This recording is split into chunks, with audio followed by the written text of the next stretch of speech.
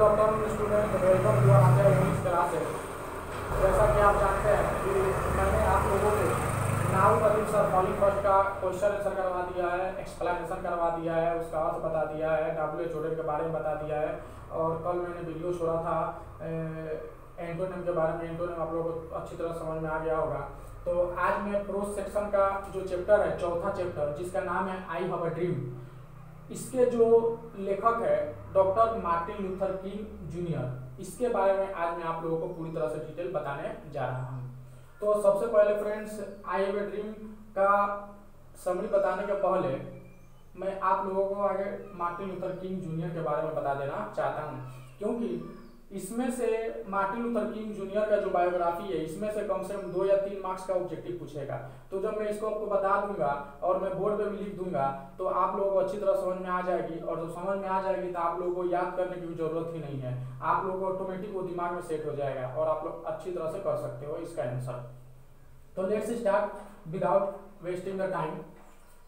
तो doctor Martin Luther King junior, तो मैं आप लोगों को बता देना चाहता हूं कि इन्होंने जो स्पीच दिया है आई हैव अ ड्रीम, यह एक प्रकार का स्पीच है, याद रखिएगा यह क्या है, स्पीच है।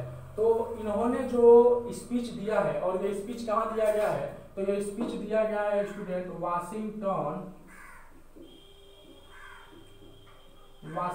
DC। वाशिंगटन कहाँ है, तो अमेरिका में है, अमेरिका, ठीक है। तो इन्होंने वहीं पे यह स्पीच दिया था, आई हैव अ ड्रीम, मतलब मेरा एक सपना है। आखिर उनका सपना क्या है, मैं आप लोगों को बता देना चाहता हूँ। मार्टिन लूथर किंग जूनियर का जन्म जो हुआ था वो अमेरिका में हुआ था, अमेरिका में इनका जन्म हुआ था। और इनका जन्म जो हुआ था 1929 ईस्वी में हुआ था। 1929 ईस्वी में कहाँ हुआ था, अमेरिका में हुआ था। अमेरिका का अभी एक शहर है, पहले वो शहर नहीं था, पहले वो द्वीप था जहाँ पे किसी प्रकार की कोई सुविधाएं प्राप्त नहीं थी। उस द्वीप का नाम था अल्बामा। ये पहले क्या था, आइसलैंड था। यहीं पे इनका जन्म हुआ। और ये जो थे किंग साहब, यह नेग्रो जाति से संबंध रखते थे।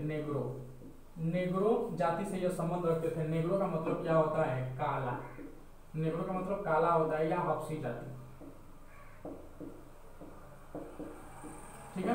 तो यह नेग्रो जाति से संबंध रखते थे। इनका रूप रंग जो था वो काला था। और उस समय, जिस समय यह अमेरिका के अल्बामा शहर में थे, उस समय काले और गोरे लोगों में मतभेद की भावनाएं चल रही थी। उस समय गोरे लोग जो थे वो काले लोगों को देखना नहीं चाहते थे, वो काले लोगों पर अत्याचार करते थे। उनमें से एक मार्टिन लूथर किंग साहब भी थे।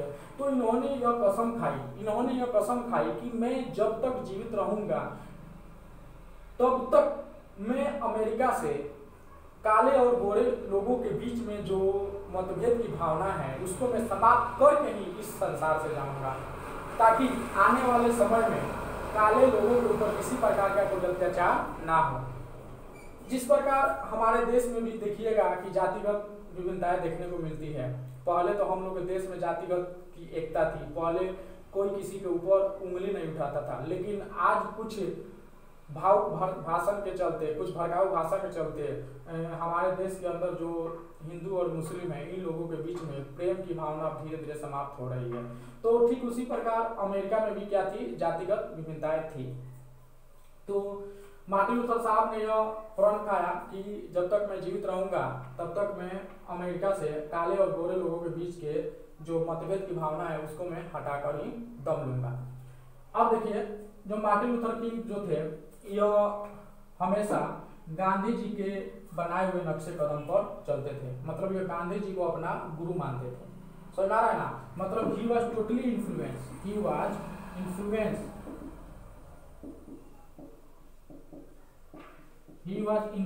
बाय महात्मा गांधी।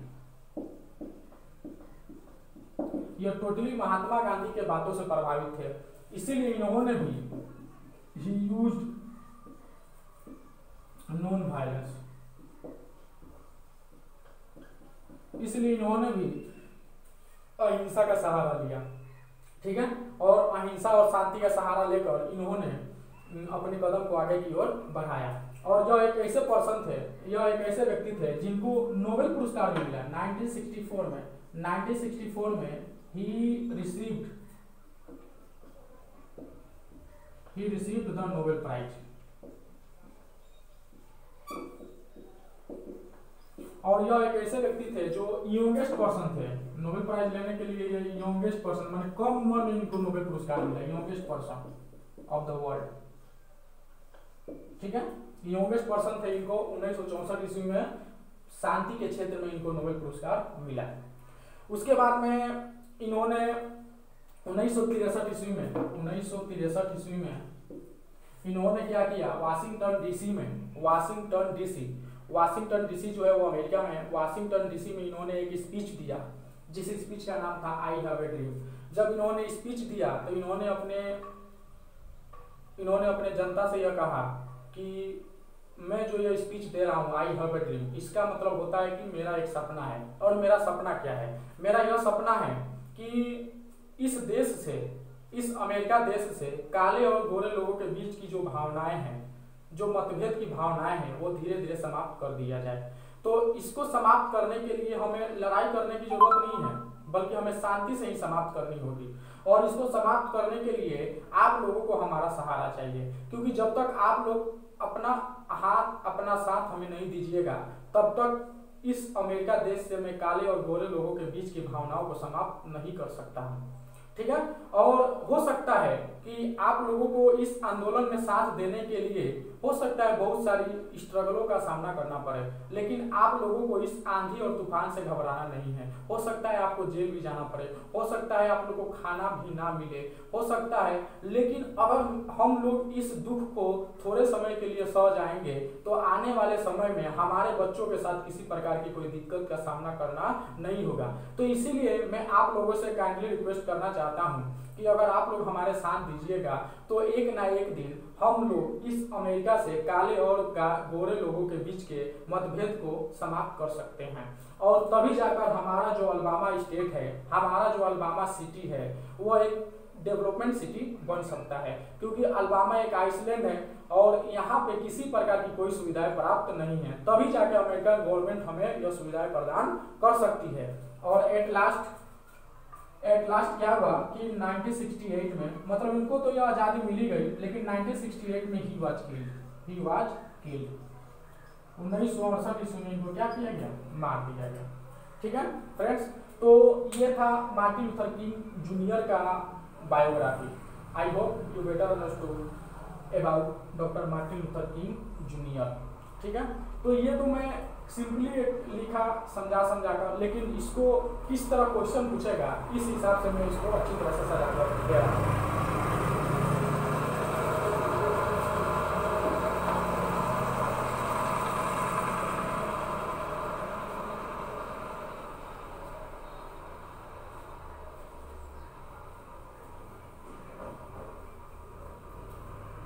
चलिए, सबसे पहले हम लोग जानेंगे कि इनका जन्म कहाँ हुआ था। तो he was born in 1929। कहाँ पे हुआ था फ्रेंड्स? अमेरिका में इनका जन्म हुआ था। तो पहला क्वेश्चन, इसमें से दो क्वेश्चन बन सकता है ऑब्जेक्टिव। पहला कि when he was born, तो 1929, फ्रॉम वेयर, कहाँ? तो अमेरिका में। इनका जन्म कहाँ हुआ था? अमेरिका में हुआ था। उसके बाद में he was famous, यह किस लिए प्रसिद्ध थे? He was famous for civil right movements, civil right movement। ठीक है, यह मानव अधिकार के नेता के रूप में क्या थे? फेमस थे। उसके बाद में he used non violence,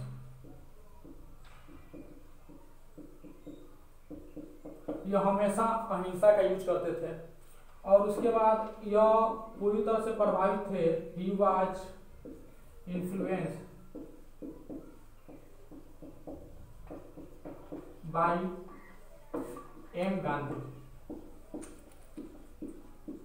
जैसा कि मैंने आप लोगों से कहा कि यह महात्मा गांधी से पूरी तरह से प्रभावित थे, क्योंकि यह महात्मा गांधी को अपना आइडियल पर्सन मानते थे। ठीक है फ्रेंड्स, यह महात्मा गांधी को अपना क्या मानते थे?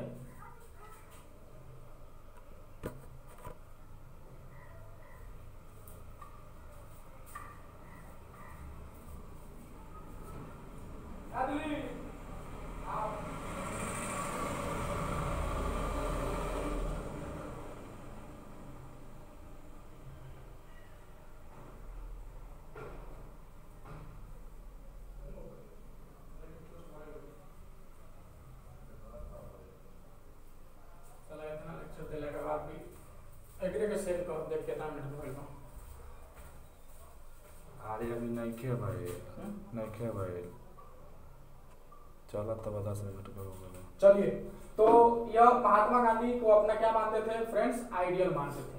उसके बाद में he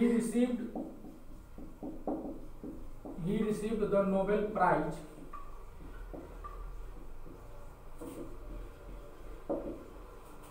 कब, तो 1964 में। 1964 में इनको नोबेल